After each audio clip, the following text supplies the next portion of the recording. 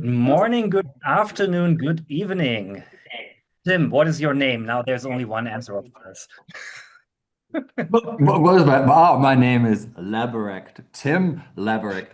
Yes. Kudos to Agent Mark Underwood, who is our musical director at the House of Beautiful Business, whom we briefed, I think, 5 minutes ago and said, it would be really nice if you could play the James Bond theme to start us off on Agentic AI. And I don't know if an AI could have done it in 5 minutes too. Maybe. Never, never, never. Kudos, Mark.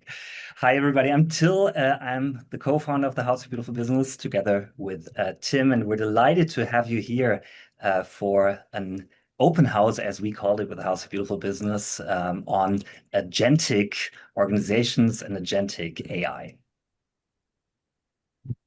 And what we want to do in this session, which we are jointly hosting with Hotwire, a partner with a company with which we are working on an initiative, a research initiative on agentic AI, specifically about the question of how agentic AI will affect, change, evolve, improve, worsen organizations and how it is already doing that. And that's what we want to discuss today. And I think the format today is actually a free-flowing, not very rigid, not very structured conversation. So it's an invitation for all of you to unmute yourself, even if it's cacophonic and chaotic, and chime in at any given time if you have thoughts, or if you prefer to do so, put them in the chat.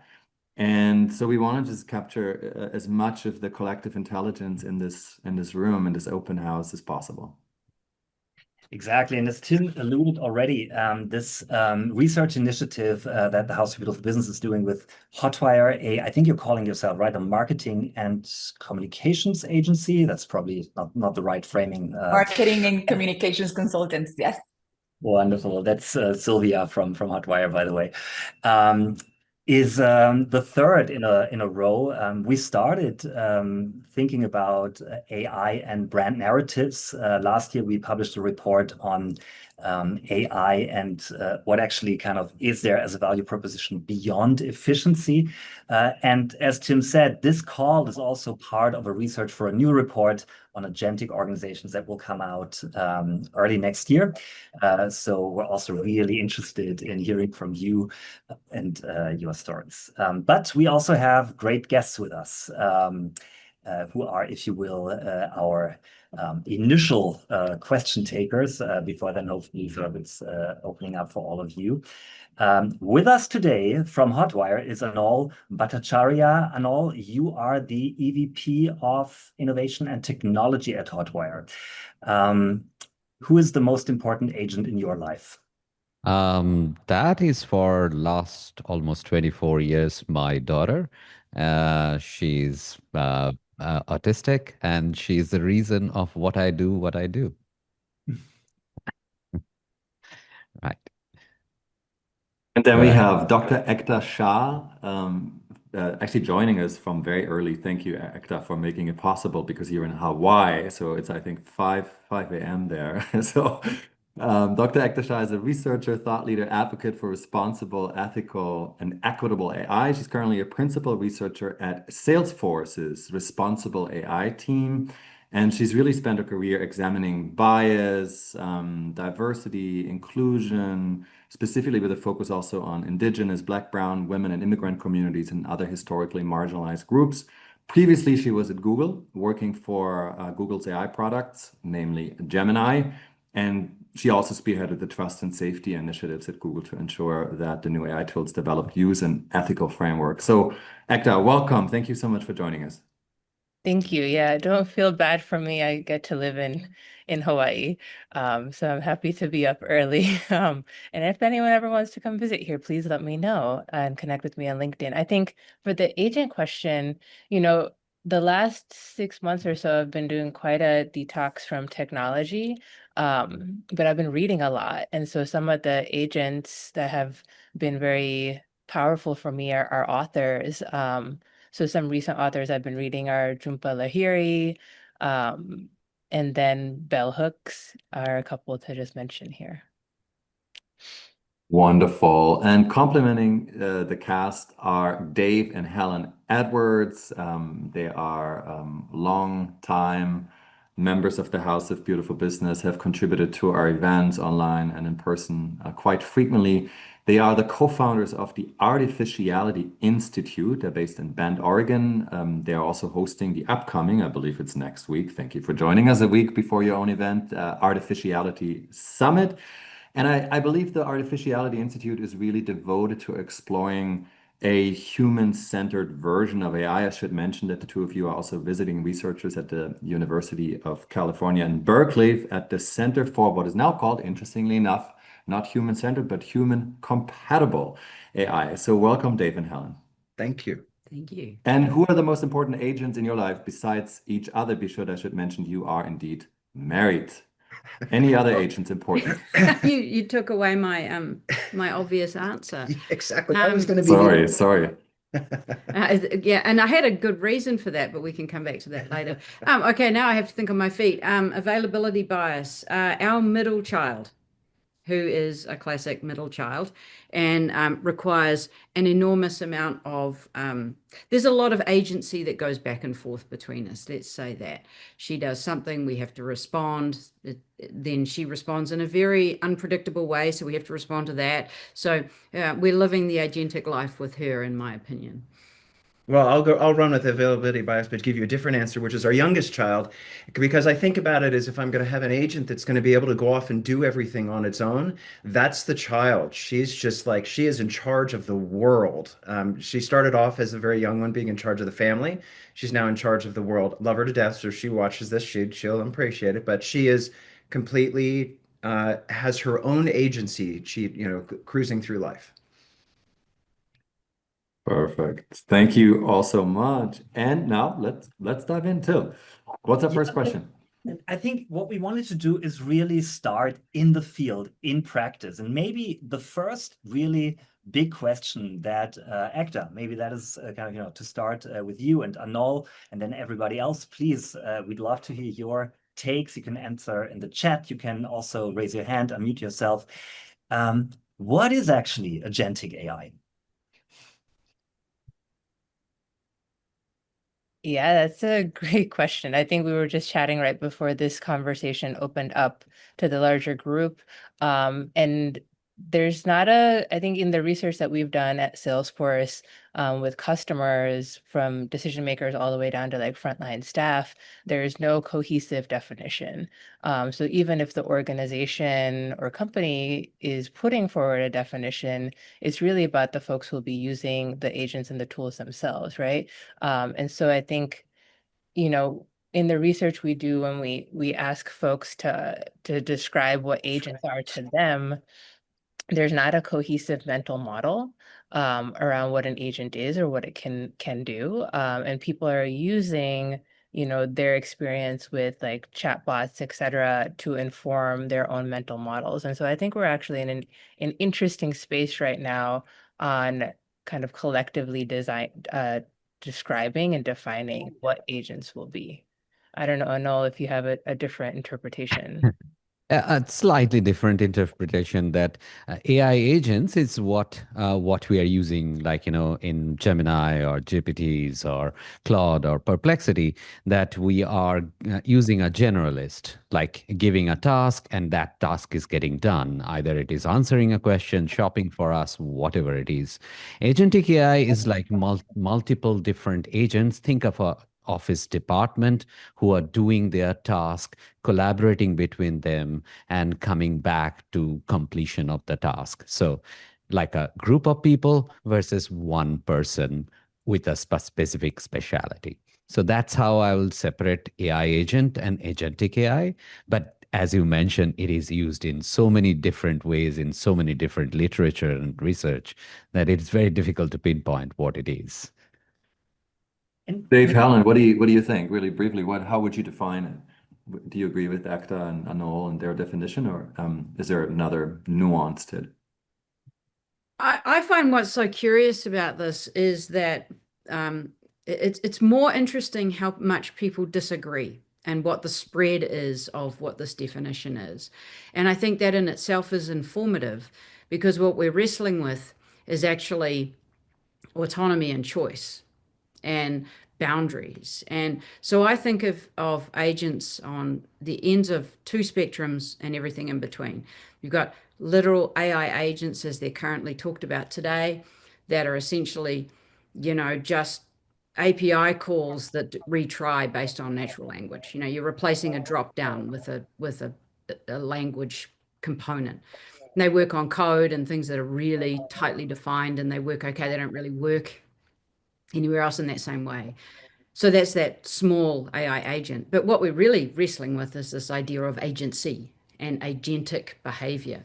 And so once you get to agentic behavior, that's where we all sort of fragment into all of these different definitions and things that we think it's about. Um, our mental model is other humans. Our mental model is the customer service agent who's able to really help you with something that's a problem, or as a child or a parent or an author or a friend or something else. And it sort of explodes into a degree of complexity that people really have trouble grappling with. I think what's really important today to understand is that there's an arms race at that frontier for locking in what that interface is between a human and the AI agent and what that feedback is about. Yeah, I'll just layer one thing. I'll just layer one Sorry, thing, which Dave. is the timeline Yeah. frame, which is today we talk about agents very much based on what they're capable of doing today, specific tasks. But what we get into debates is what happens when they may be able to, we may want to delegate decision making, judgment, things that become that, but they aren't that those aren't capable today. So we end up with this sort of varying conversation whether we're talking about what's possible now or what might be possible in the future. Yeah. Mm.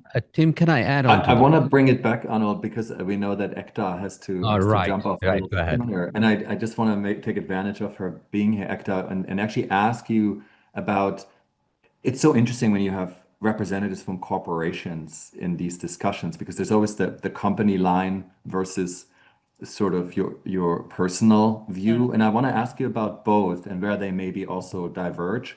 Like, tell us a little bit about the vision that is driving Salesforce's building of agentic AI that Mark Benioff is the CEO is promoting very heavily, and then maybe your own questions, at least, your own perspective on agency and something you grapple with as a researcher. Yeah, I love that question. Thank you for that. It's something I think about often. So I think people can look up kind of Salesforce and Mark Benioff, but a lot of the work, the push in the last year and a half has been around building agentic solutions for enterprises. And the value proposition is efficiency, which is being targeted, both a message that's targeted, I would say, mostly to like leadership and decision makers, like the C-suite of organizations and companies, but it is also being repackaged for end users. However, there is more resistance among end users around what these efficiencies might mean. Will this mean my job, et cetera? My own personal feelings about agents is very skeptical.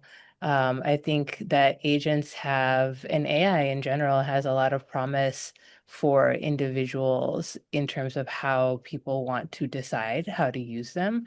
I personally, from a values perspective, struggle when those with more power, whether that is organizational or institutional power, monetary, financial power, are the ones who get to decide how AI or agents will be implemented.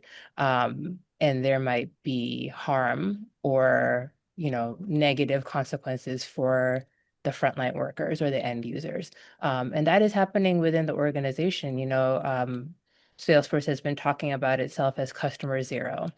And so a lot of the agentic tools that are being pushed out actually this week at Dreamforce have been piloted and tested within the company itself. And there's been varying levels of excitement and then resistance to those tools. Do you see, I mean, also having worked at Google and comparing the two tech juggernauts, this culture, do you see, and also being familiar with sort of the Silicon Valley thinking, do you see any interest in designing AI that does anything but efficiency gains It's a for good the question. enterprise? Yeah, during my time at Google, I left Google right at the beginning of the wave of this current AI. And there was kind of a momentum around trying to create AI that was useful to a billion users, right? So the everyday person, the consumer side. I think I have seen, and this might just be my own perspective from shifting from like a consumer facing role at Google to an enterprise facing role at Salesforce, but I think just the rhetoric that I see generally has moved towards kind of this business efficiency. And I think it is driven by these tools are very expensive to make, right? And so where is the financial capital to fund these tools going to come from? What's the business model underneath? I personally think we can be far more creative around what the business part model underneath these AI tools can be. But right now, business seems to be, from what I'm seeing, like the target growth, the golden egg. I don't know what others might think from the panel. I can stay on for another 5 minutes too. We see overwhelming focus on efficiency in the US. We do not see that outside of the US, particularly in Australia and New Zealand. There's a very, very, very strong focus on making humans more confident, more able to do more things, smarter at what they do, higher quality in shorter time. It's all that. We hear very, very little about automation and efficiency, except in very narrow places where there are, where I think this is a good match, where there are people who have real strong domain expertise and they desperately want to just automate something mundane that they completely understand and that they do every day. But I personally am unbelievably dispirited by the whole ethos in the US right now. Everyone's hardwiring in a complete exploitation and in that technical term of exploiting what you already know and just zero innovation, zero. And at the same time as we take out a lot of capability for science and research, we're removing people's ability to imagine and create and move to what could be next. So that's a little bit of a kind of dark moment for me. I think we can come out of it, and my experience over the last couple of months with companies that are in a different mind space is giving me hope.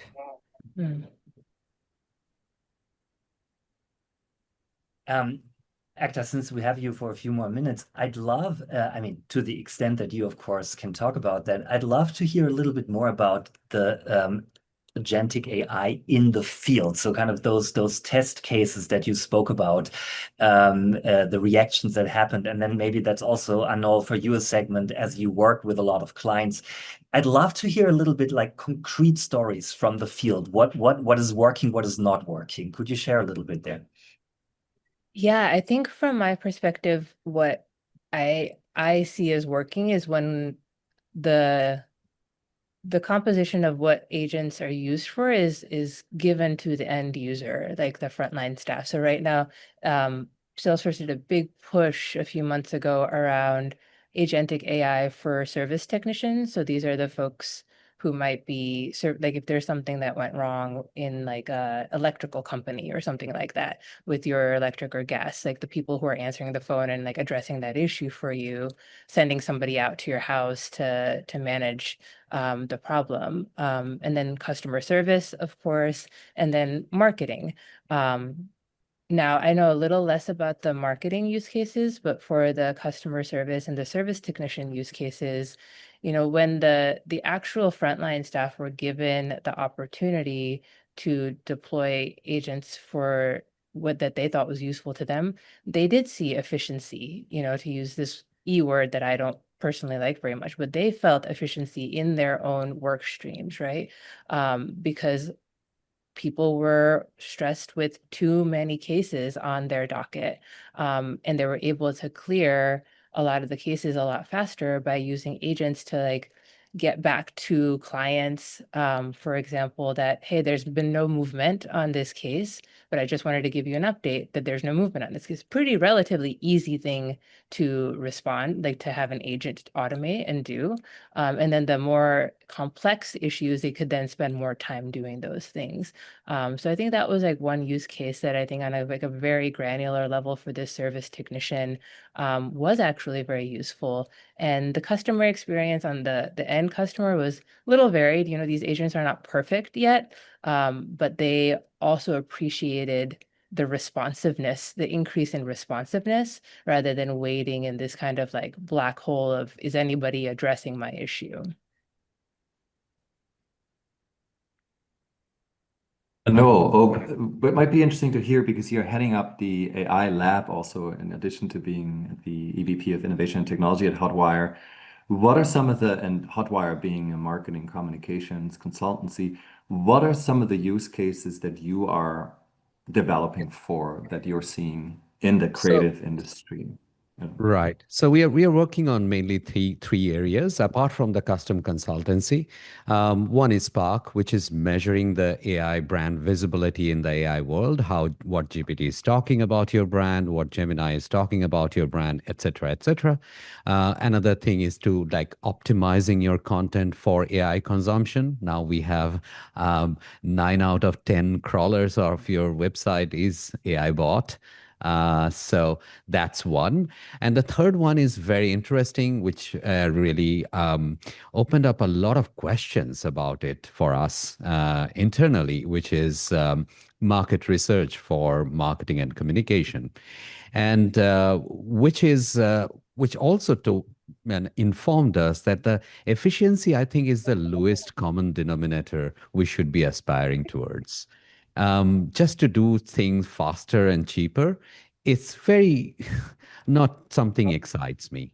I think we should be looking towards effectiveness, something more greater and superior. But at the same time, I have this is my personal feeling when I'm working with AI agents. Now, anyone working actually coding with AI agent, these feel like very human, like you define their role and goal and backstory, give them tools. And I sometimes fall into this trap of this seemingly conscious AI. That means I start to feel like these are actual being and have consciousness, and which is dangerous. And that kind of lead us to like believing they are capable of much more than what we think they are capable of. So let me stop that. It is opening a whole can of worms. And efficiency, another thing to touch on, we have to also look at the societal part of it. That is, what is the efficiency gain sit on P&L and balance sheet? What that costs to the society? So those are uncomfortable questions. We are dealing with hotware all the time and head on. We are not shying away from it. Maybe before we, Helen, Dave, bring you into this and deepen that aspect of it, actually, I think it'd be really interesting to hear from all of you. Are you using, like all of you in this house, open house, are you using Agentic AI? And if so, how? Like, if you don't mind sharing in the chat, like just really quickly, like how are you using Agentic AI? Or speak up if you have a story or use case to share. You know, there's so many different industries, I think, in the room, having seen the registration list. So if you want to share, we'll give you maybe a few minutes, and also in the chat. So Hi, Louise. hi, just to jump in. Oh, I'm seeing so many juicy things about AI right now, and how I'm using AI agent right now, actually. So I'm working with a client. I work in the social change space. I'm a social change strategist working at systems change level. And I'm really interested in the norms and the narratives that shape the status quo that create some of the biggest social problems that we're dealing with today. And so it's almost kind of counter that I'm in such a support to AI when socially it seemed to be, actually going to worsen so many of the social issues that we currently have. But on one thread, I love the content with the Skin Deep as a creative studio that looks to understand human connection. And they started with a question, which was, what does the future of human connection look like in the digital age? And they've just upgraded their question to, what does it mean to be human? Because that's what's going to separate us between understanding what distinguishes us from the AI. And I think it's one of the most important questions we can ask of this time when we're living in a society built on capitalism, patriarchy, profit, extraction, all of those things, that we ask ourselves this question of actually what does it mean to be human? So I'm sitting with that. So these are the kind of the deeper things that like processing right now. But practically, how I'm using AI agents right now is I'm working with a client who's a charity. They're an arts organization, and they have a gap towards the end of the year where they're needing to generate a little bit more income. And so I used, first of all, AI as a consultant and a strategist to help identify where there are opportunities for income generation. And then I used AI agent to go out and actually research what was happening, what events and activities and activations were taking place, but at the same time to go into Freedom of Information Act, to go into tenders, to look in all of the different places across the internet to identify what activation budget are we working with, to then be able to, really essentially create a pipeline of opportunity that felt like as if it was a pipeline that was already like filtered in a way. And then from there, then research the exact contacts for who to contact, the job role, how long they've been in the job role, what other companies they work with. That was done so fast and so quickly, but it had to have my human plus AI. Yeah. And I really do believe a lot, really firmly in this whole concept of collective intelligence actually being human plus AI. So Mhm. I think that, there's just some examples of how I'm working Yeah. with No, agent. that's a really great specific example. Thank you so much for sharing, Louise. Thank you. Anybody else who wants to share how they're using agentic AI and just talk about this a little bit? I think it's also fascinating. I know when we spoke, right, this idea of actually creating almost like an agentic worker, agentic employee with a very dedicated task. Has anybody done that? That they basically develop programmed a marketing agent or a sales agent or a specific functional role or any other use cases you want to share, please chime in.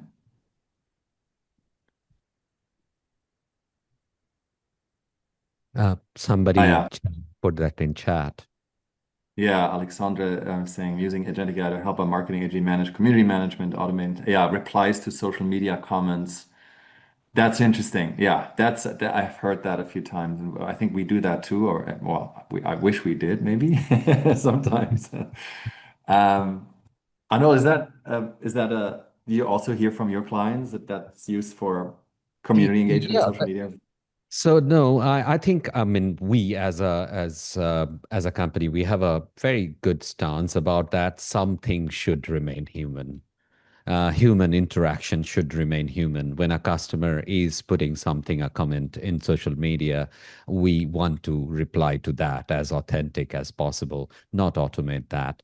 But some of the things we are doing, like, market research, like industry research, research for account-based marketing, all those things we kind of doing with multi-agentic models and looking at those from this point of view.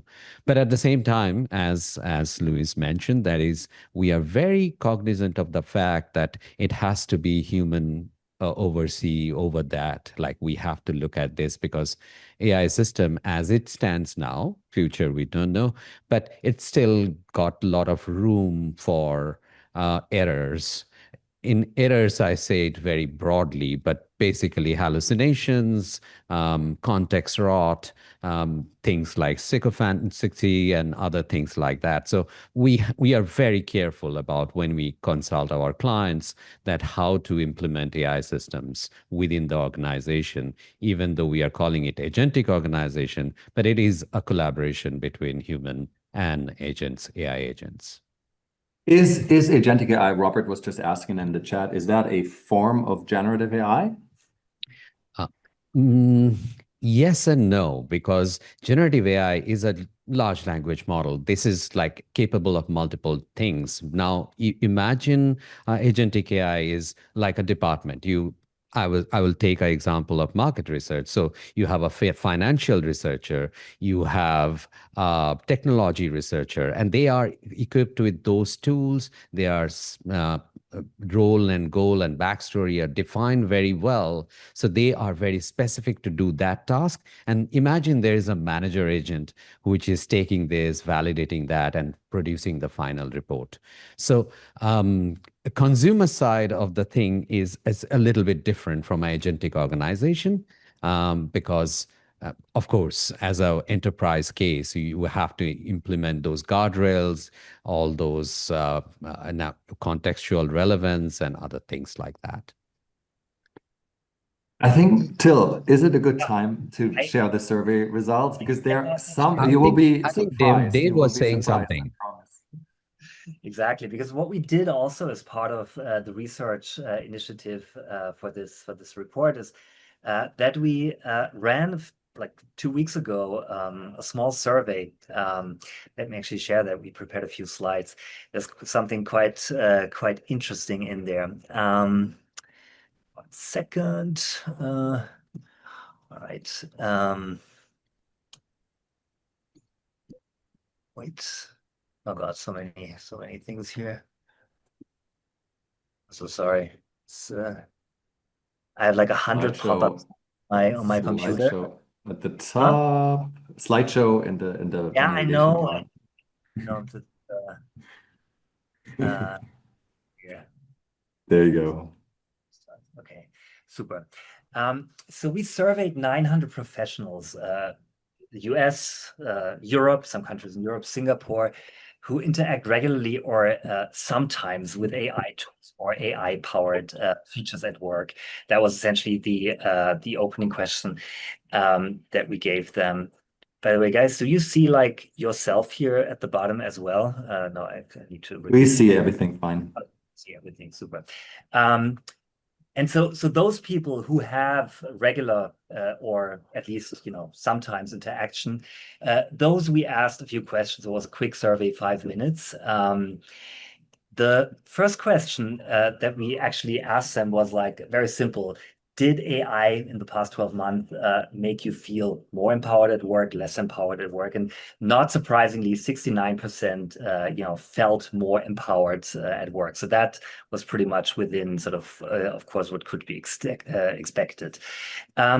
We then got a little deeper into in which areas has AI made your work better. And again, multiple answers could be given. Speed was the top answer, quality of output, another one, confidence in my work results, also relatively high, creativity, 58%. We asked the opposite, in which areas has AI made your work worse? And here, sort of, the same criteria, as you can clearly see, no speed, no one complained about that. Quality of output, confidence in my work results, creativity, all relatively low compared to the empowerment that people felt. But what was interesting is that there were two aspects where sort of this differential wasn't that high. One was responsibility for outcomes. 26% said AI has made my work better in terms of responsibility for outcomes. 20% said it has made responsibility for outcomes worse, and control over my own decisions, that was a category where actually only 20% says like it has made it better, and more people than that, so 22 said control of my own decisions has become worse through AI, which I think points into this really interesting aspect of a transfer of agency from human to the machine, or at least like a new agentic player being in the mix here with the capacity to act and influence outcomes and make decisions. We then got a little bit deeper into the question of how people relate to AI. So when you use AI at work, how does it mostly feel for you, we asked. And 2/3 more or less said it's a tool. But actually 1/3 didn't say that, but said like it's something more. It's a colleague or a decision maker with 21 and 14%. We drilled down and said, would you like to have a virtual AI employee working for you, handling routine tasks? So almost like taking it from that tool level, one level deeper into part of the org chart. 62% says yes, 14 no, and 24 maybe. So there's a huge desire for that. And that's interesting. Would you be comfortable being managed by an AI that assigns tasks and reviews performance? 43% of these 900 said yes, 26 maybe, only a third said no. That was really surprising for us. That was another interesting question then that came along in that segment. We asked people how much of their own job they thought AI could do end to end. And I think there's quite realism that, a lot of it, for a lot of people could be done. This also, is interesting to see because we asked a broader range of people from senior executives to very junior people. And this, in a way, is maybe the most interesting finding of this survey because it's a phenomenon that really goes through all the questions. Executives and entry-level staff seem to live in a different AI world. So 76% of the executives we surveyed feel empowered by AI. Only 43% of the entry say they do. Half of the leaders would be comfortable reporting to an AI manager. Only 21% of the entry-level employees agree to that. 2/3 of executives say AI enhances their creativity. Just 1/3 of entry-level staff do. So there's a clear difference where you could almost say, in a hierarchical way, those with more agency feel that agency is augmented, emphasized. Those with less agency, maybe in the organization, feel it is taken away. And a few other questions that you'll also then find in the report, a little bit more into the direction of brands. We asked, how confident are you if customers only encountered your company through AI-generated summaries that they would get an accurate representation? Well, that was somewhat confident, very confident. So that was actually a relatively high number. We asked, does your organization currently monitor how AI tools like, for example, ChatGPT describe your brand? Also, a lot of them do it. I know, probably respect to your work and that of other agencies. And in the very end, we asked them, to what extent do you, as an individual, being, if you will, exposed to AI in your professional life, already rely on AI tools for your own consumer decisions, such as shopping, travel, entertainment? Not surprisingly, a lot of them do. But would they also trust an AI assistant to make purchases on their behalf without them approving each step? Well, at least a third would do. And, another 23% felt less sure about it. So that was interesting when we got those results back. And Anol, I remember when I showed these results to you, shortly before the call, you were really surprised about, I think specifically that number with people waiting for an AI manager. I was not hiding that fact. I mean, you are ready to take AI as your boss. That is kind of surprising and shocking to me. I mean, I don't know where that came from, and that I had regarding that answer, I had a detailed discussion with Elaine, another friend of House of Beautiful Business, and I mentioned that, and this is something weird because this is the exact phenomenon of seemingly conscious AI. We are treating AI as something of a real consciousness who got true agency of its own. And we started anthropomorphizing it like, like it is a human being and taking a thing and replacing our therapist, replacing as our friend, even romantic partner, which is absolutely scary beyond agentic organization. I'm saying that as a society, we should be very scared about that survey result that we are ready to take AI as our boss. That's I want to say actually I'm not surprised by that because I think that's a very different relationship than a friend or a therapist.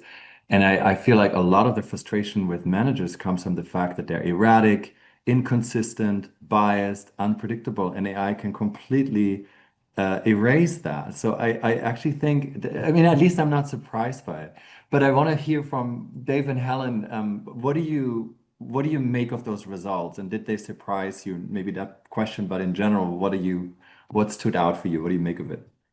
I'm sort of reflecting back on some previous surveys, some of which we did in the years past, and two things that stand out. One is early on when we asked questions about whether people thought that their jobs would be replaced by AI, the majority of people thought that the majority of jobs would be replaced by AI, but then also a majority thought that their job wouldn't be replaced by AI, right? So there's this like, and so when I see the number of people who say that they'd want an AI to be a manager and the senior leaders are way higher than the entry level workers, I kind of want to look at those senior leaders and say, do you mean that you think the CEO is going to be an AI, or are you just generally thinking that's a good idea for an organization? Like, how much of this is really like reporting on their true, on their true feelings?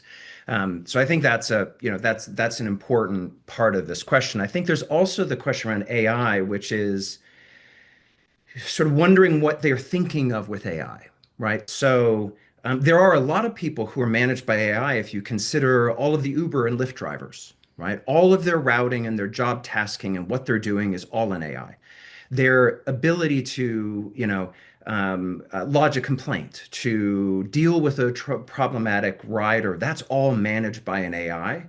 It's not the generative AI chat GPT that has become the thing that everybody thinks of as AI, but it is in the historical perspective of what we overall consider AI as a sort of a large field. Um, so some of that response of being managed by an AI doesn't surprise me if you think of AI as an algorithm. And if I'm doing a job, I'm tasked to do something that's predictable. I don't have to deal with the fact that they woke up on the wrong side of the bed today, or they didn't have a good enough lunch, or they missed their coffee, or whatever else makes my boss a pain. I can just have the schedule set. When we think about generative AI and like, would you be managed by ChatGPT? Yeah, that would surprise me. Helen, I have a feeling Oh, you also. I don't know if I had a lot to add other than I actually agree with your observation, Tim, and it comes from following some work that was done by anthropologists in China looking at the way that people view some of the social credit system and facial recognition and what have you of the Chinese Communist Party. And the quote from the researchers in that was essentially, if I'm going to paraphrase, that the AI isn't corrupt and can't sort of take a bribe. It has to treat everyone fairly and the same, and it's very consistent and reliable. And so I think that what we're seeing there is a bit of is what was Dave was saying at the top, but at the bottom it's just more of a reflection of I actually just need more consistent guidance from my manager, and I perceive an AI to be better at doing that. So let's actually think ahead a little bit at what's possible. I know Dave, Helen, and all of you. There's so much talk at business schools, from what I gather, about sort of hybrid workforces right now, right? So saying the leaders of the future, they will have to be able to manage a workforce that is human and AI. There's a lot of buzz about vibe coding, which I understand makes it very, very easy, right, for a layman to essentially develop agents, right, and create very, very specific agents. I also heard about this concept that really baffled me, called plastic AI or amorphous AI. So essentially agents that completely emulate your personality and essentially predict everything that you want to do before you might even know it yourself. So that's sort of the ultimate scenario there. So I'd love to hear from all of you, where is this headed? What is going to be possible? What will work? What will the workplace look like in, oh my God, 3 years seems like ages from now, but let's say next year or Yeah, it's 5. the next year. I mean, let's talk Mhm. 6 months. We Yeah, don't let's ask. talk 6 months. Let's not talk about 6 years. We don't know where world is going. But let's start with the last one, elastic one. We actually, for our group CEO, built a digital twin with the AI. So we can ask, we have a very bad number to report this quarter. How will our group CEO react? So we can discuss with the simulation version, AI simulation version, before we actually talk to the person. So that is trained on that. But there is a huge problem with this. This is, which is again coming back to that, this is a seemingly conscious thing, right? You are, when you are training this digital twin, what we felt that it is not real. It is the best version of that person, right? It never have a bad day. It never had a headache and migraine and had to come to office and take a decision. So, which is not quite can capture the essence of the person itself. So we are quite far away from that. I would say this is not the biggest challenge right now. We have much bigger challenges in hand to solve, not very futuristic AGI or super intelligence. We are not going in there. Of course, those are important questions. But right now we are facing much more ground level question. As I mentioned, is that the biases, confirmation biases built in LLMs, that is the sycophancy, that is trying to agree with you in individual level. That's dangerous because it might generate millions of narcissists, but at the same time, in the organizational level, it might give confirmation bias.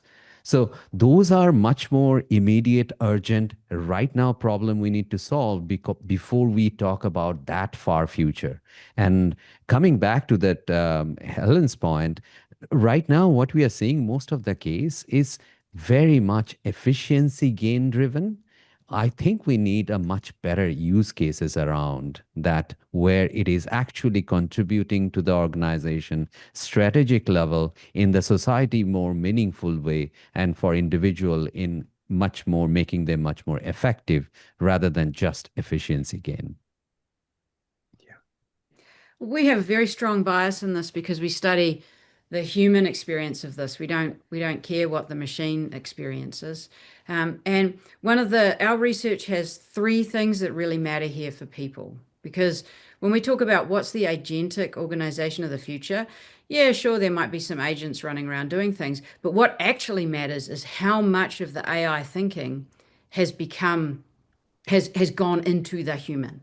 How is the human hybrid thinking and action make and decision making and judgment changed? So we have 3 things that have come out of our research, which is how much your cognitive permeability, how many ideas you get from the AI, and you can't tell that they're your ideas or its ideas. Does it matter? You can't tell.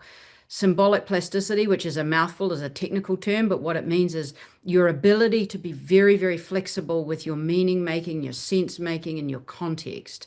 And AI shifts that and it becomes very causal. But the one that matters here is the 3rd one, called identity coupling. And it's how much you couple your identity with the AI. And that is what drives how much you put out into the social system, how much you're using AI and how AI is changing you.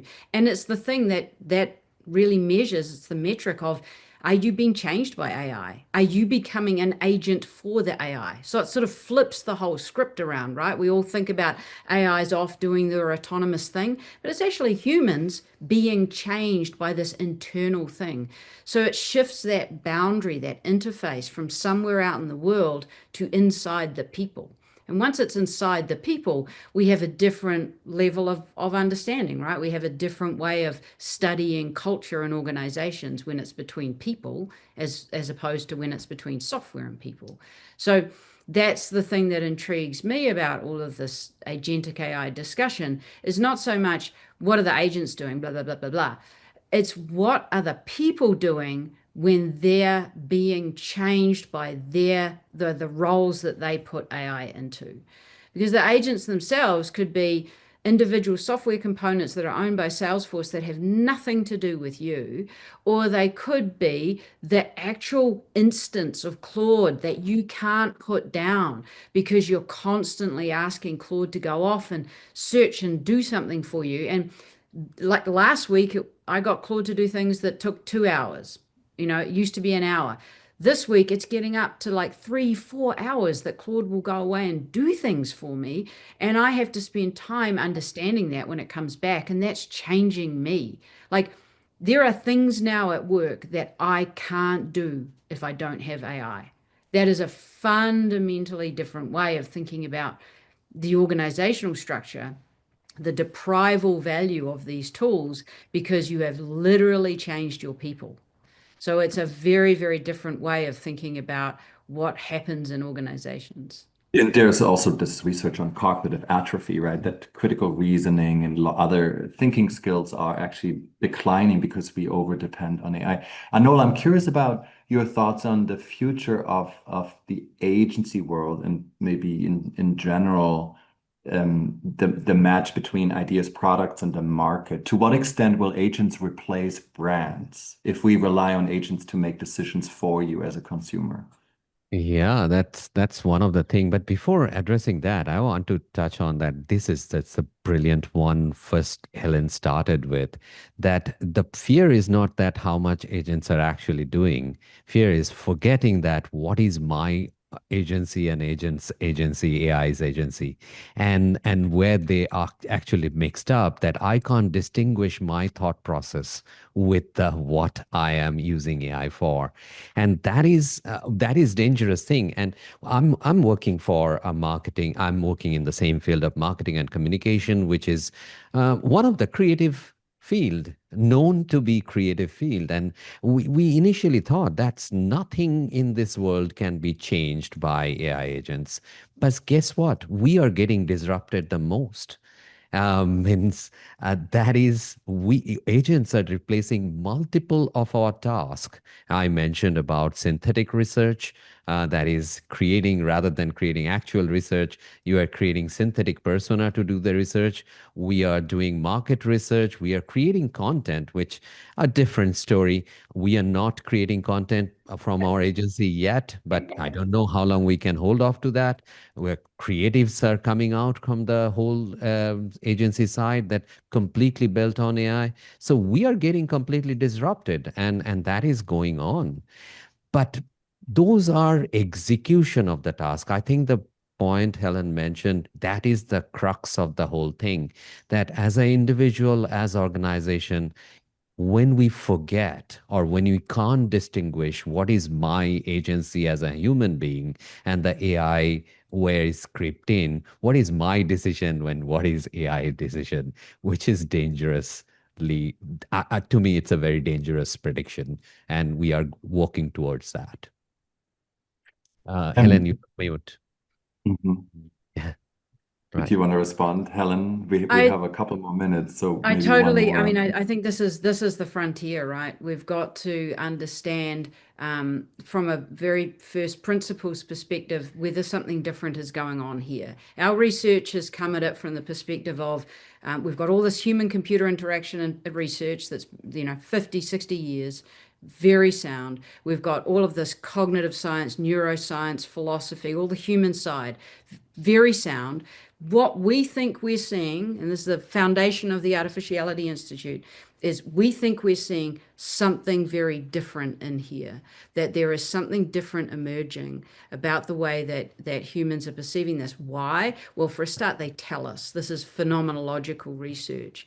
And the other why is actually going to the heart of some of the shifts that are happening in the way that we're thinking about science, about biology, and about biological agency, and that is totally informing. Now, that is not a topic for today. That's what we talk about at our summit, is what are all these foundational things that are shifting that allow us to think at a very, very fundamental principle level about what agency actually is, what is agentic. So we go up and down the stack from the very practical to the very philosophical, and I think that your the way you talked about the consciousness feeling, that's so critical. That fact that we are wired to think these things are alive and conscious and sentient is completely different than any tool we've ever had before.